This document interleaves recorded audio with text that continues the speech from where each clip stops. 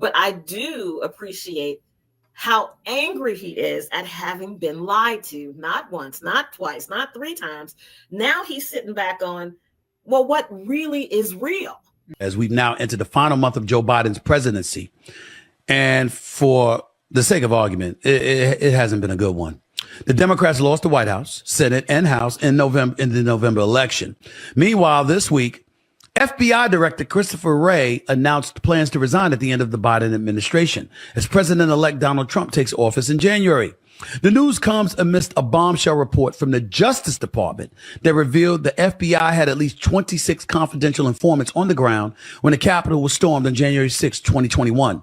The report says most of the informants engaged in illegal activity during the chaos. The Justice Department says only 3 of its 26 informants present had been instructed to observe potential domestic terrorist suspects on the day of the riot.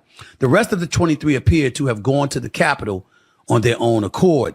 Upon hearing news of the report, Vice President-elect J.D. Vance posted the following on X, quote, "For those keeping score at home, this was labeled a dangerous conspiracy theory months ago," end quote. So 23 folks for the FBI were in the crowd. And we're just finding that out. Didn't hear anything about that for the election. Didn't hear anything about that when the quote unquote insurrection was broached by Vice President Kamala Harris as the Democratic nominee, by President Biden before her, by Democrats in both the House and the Senate as they articulated the belief that Donald Trump was a danger to democracy and using this as a profound, illuminating bullet point to make that case. And now here we are yet again finding even more evidence to Donald Trump's claims when he articulated that the process is rigged, the Democrats are this or that, they're talking about us, but look at what they do. We don't know all the details. It's a report. Justice Department comes out with this. That's not my big issue. My big issue is that I'm really, really sick and tired of every time I turn around finding something else that the Democrats have lied about or downplayed or misrepresented along the way. I mean, I see Republicans like Megyn Kelly or Officer Tatum or Candace Owens or, you know, the Sean Hannitys of the world. You know what I'm getting tired of? You know what I'm getting to the Democratic Party? You know what I'm getting really pissed off about? I'm getting really ticked off at every time they open their mouth about something pertaining to y'all, they seem right. Wow. So he is starting to see the light. Tyrone, I want to get your thoughts on this, on his wake up call. Hey, you know, look, any real man, okay, is going to come to a point where he says, all right, look, I just got to follow the facts. Now, they may not be facts that I like, but they're facts nonetheless. And apparently that is what Smith is allowing himself to, you know, to do. Unlike people like Bakari Sellers or there's a few others on the networks who are just apologists and will come up with a way to excuse the Democrats' behavior no matter what they do. So it's refreshing to see someone take a more objective approach. And I think also Smith is ahead of the curve in realizing that, look, he owns a media company, right? Like you do. Mm-hmm. And he, though, is seeing, he's like, look, this adherence to this liberal, you know, ideology, people are tired of it. They want fairness, okay? They don't necessarily, people give Fox a lot of, you know, guff, but you can't argue that they don't, you know, tell an even keel story. That's why conservatives are mad at him sometimes. Right. And then liberals are mad at him sometimes. So I got my hats off to him. Good for him for being fair with it. Yeah.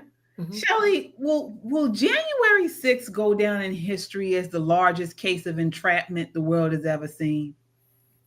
It may for innocent people that are caught up or locked up, prison, whatever. But again, we talked about Stephen A. Smith. I compared him or a little bit with Bill Maher. I mean, they're liberals. I don't. Maybe he's being red pilled. I don't know. But again, they generally are straight down the middle, or at least they aim to be, and they point out the disparities on both sides. So I don't have a problem with it. I said then I'm liking Stephen A. Smith more and more. But these lies that he's talking about, I feel vindicated on my side. I want to cheer because we have been saying this for so long. And, thanks to the Biden administration, our 3-letter agencies, we've been shut down a lot. Not necessarily here, but on our side. We've been shut down, cut off, censored. They send in the FBI in the middle of the night to knock down people's doors and steal diaries things like that. So I am feeling more and more vindicated. Yeah. Nicole, what are your thoughts on that exchange? He is one of the guys who does not have a vested interest in carrying the waters for the Democrats. His livelihood doesn't depend on it like Sellers and other people. But I do appreciate how angry he is at having been lied to, not once, not twice, not 3 times.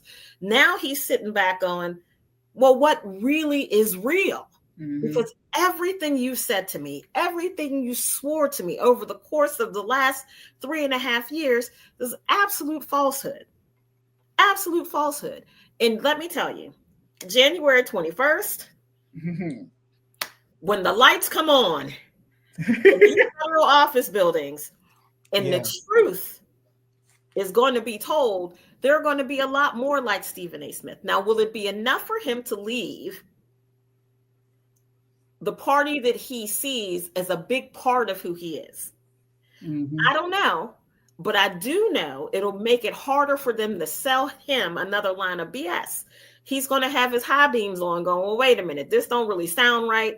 It doesn't make sense, because for a very long time, the Dems have been telling him like the most bizarre things. Don't believe your lying eyes. Don't believe your ears. I know the other side is saying that, but what do you expect them to say? Now he has his grown man ears on, right? He's back in the world listening objectively, and that's a very good thing. I hope that catches around. Yeah, and I think we had a comment here, super chat by Mark Slater. Thank you, Mark, with the $5 super chat. He says Stephen A. and Bill Maher are so frustrating because they will still vote blue no matter who, regardless of the evidence in front of them. And that's what I said. I mean, he's had several of these red pill clips over the last couple of months. But he'll go off on this, tangent, talking about, this rant, I should say, talking about what the Democrats have, how they have lied, how they have misinformed, things like that. And then he'll say, but I still voted for Kamala. That's right. What? It's a part of who he is. And he sees that as a part of his personhood. And that's the problem for some African-American voters, for some Black voters. They don't see the Democrat Party as a choice. They see it as a legacy. They were born into it, like a religion. They were born into it. They have to, as you say, KJ, find a sense of self. That's what I'm about to say. This is identity again. I was going to say identity. Find a sense of self, and then you can sit back and objectively make an intelligent decision, right? And it won't be, I'm voting this way because my great grandma told me to vote this way. You'll actually look at the facts on each candidate, and I'm not saying you suddenly become the most red-pilled person in the world. I'm not saying you're going to be the basest guy. I'm not saying that. What I'm saying is, knowing that these people have lied to you, we didn't have to tell you. You told you that they lied to you. And you're still drinking the Kool-Aid. At some point, bro, you got to grow up. And I've asked people about this because, a lot of liberals insist that, this was an insurrection, even though no one's been charged with that. Okay. And my question is always, okay, so if it was an insurrection, what was supposed to happen next? The man in the Viking hat calls the Pentagon and tell him to surrender? I mean, what next? Okay, it was just, a rabble of people. This video of people letting them in. And look, I used to have to go to the Capitol building. It's someplace that I didn't feel comfortable because you've got folk there with literal machine guns, okay, just walking around. And I'm like, I don't think they're here for my protection, okay? Something goes down, might not be good. But the whole thing was a lie. And for people to act like they're just waking up to this fact, all right? Yeah, should they have done it? I mean, in the way that some of them did it? No. Right. But do they deserve what?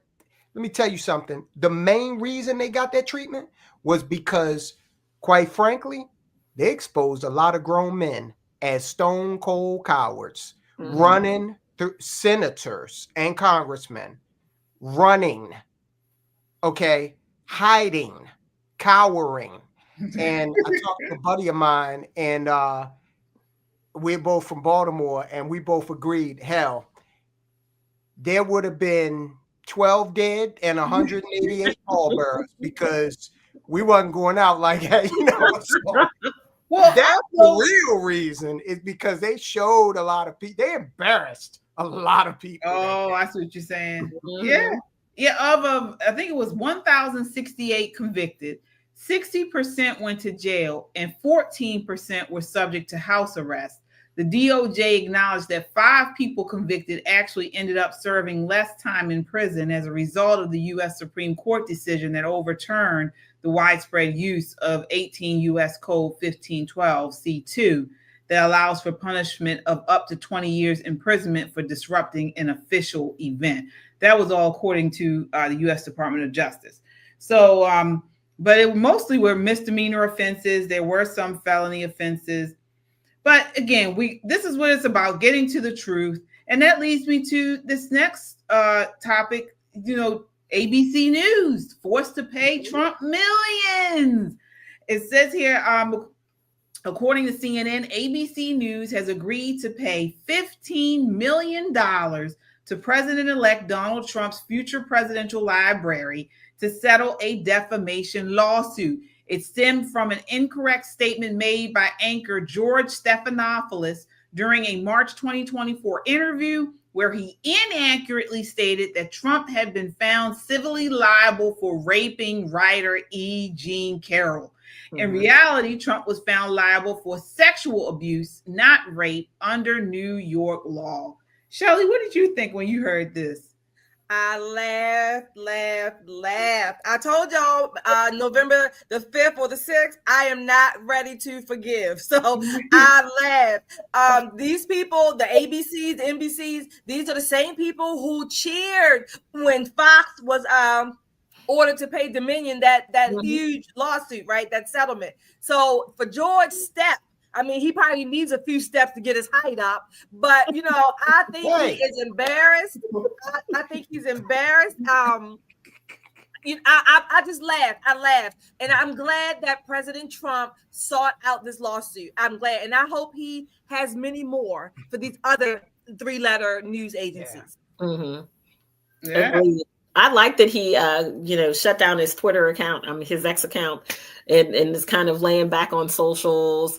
I think it's the appropriate behavior when your hand has been smacked, $15 million worth of hand smacking. You know, at some point, I think there's got to be a reckoning for the things that they've done. And I've said this before, President Trump is all about spending these 4 years making America great again. It's his stated goal. He expects everybody to be about that business.